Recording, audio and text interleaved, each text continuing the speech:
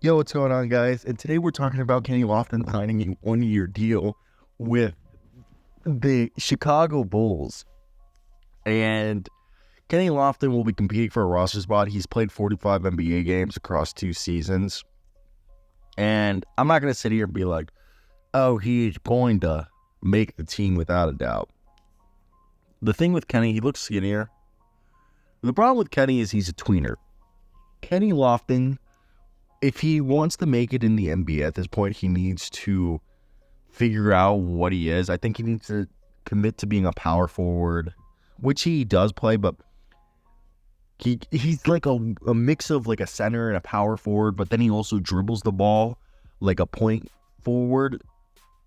So you're hoping that he like commits to one of them. And he's played for 3 NBA teams already. He's on his 4th. For me, best case scenario is that Kenny Lofton would be, I think the best version of Kenny is if he's maybe a better version of like he could do the same thing PJ Tucker does offensively, but play more inside. So if you could follow that philosophy that PJ Tucker had, I think Kenny could have a really long career in the NBA.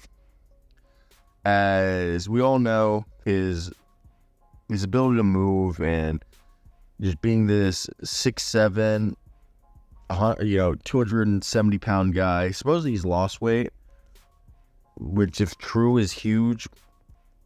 And he's on a good team to make it. But look, Kenny Lofton could be a decent defensive player. He could be one of the strongest dudes in the NBA, a guy would be difficult to move, and he just needs to sacrifice his body for the good of the team, guarding bigger players, and basically only shoot open threes or, open dunks and hit them at a nice rate, hit a floater maybe, and just be a great corner 3-point shooter. If he can do that, I think there's a place for him in the NBA. Now, Chicago. Who is he going to have to duke it out with to get himself this job? Now, that's going to be a job. He's going to probably fight Julian Phillips. And, Julian Phillips and there might be a chance that I think he has one more year of a two-way.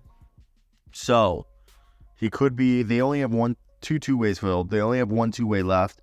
And it looks like Marcus Domask on your team, and Kenny will be fighting for them. Maybe Betim makes the team, and they cut Julian Phillips, and then they do Kenny off. I wouldn't even be surprised if they cut Chris Duarte. It's bad. It's bad with Duarte. But, yeah, that's my thoughts. I want to hear your guys'